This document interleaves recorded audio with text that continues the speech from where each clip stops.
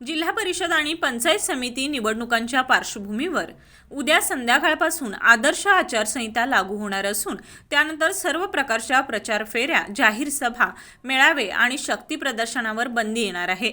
त्यामुळे उमेदवार आणि राजकीय पक्षांना उद्याचा दिवस हा शेवटचा प्रचारासाठी निर्णायक ठरणार आहे।